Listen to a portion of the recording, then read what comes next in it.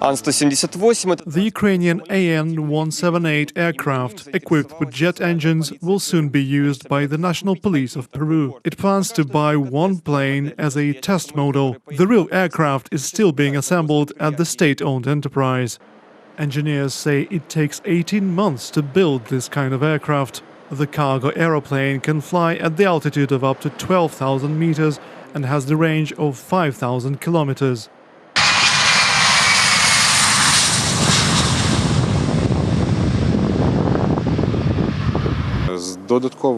As an additional service, we offered our clients in Peru an extended warranty, as well as training, both for aircrew and engineers. According to their call for bids, our aircraft has better technical characteristics than other ones. It also has a competitive price. Our bid received the highest points. The Antonov An-178 was designed to be a lot less demanding to landing strip surfaces than its competitors. It can land on both asphalt and dirt. The aircraft will have civilian and military versions. When it comes to civilian use, the aircraft can be good for the transportation of cargo, while its military version is designed for landing troops and the transportation of cargo. Medical and rescue equipment can also be installed on board. It will be useful during emergency situations.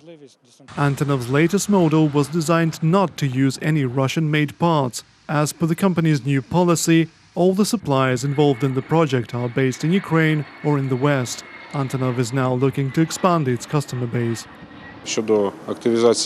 When we speak about an increase in sales of Ukrainian planes, we should mention Latin American countries. They have been using our aircraft for a long time, and they proved to be reliable. Among other markets, we can also mention are Africa, the Middle East and Asia. Once the first plane lands in Peru, Antonov will likely begin production of further aircraft destined for other South American countries with which negotiations are already ongoing. Reported by Artem Holob for UATV.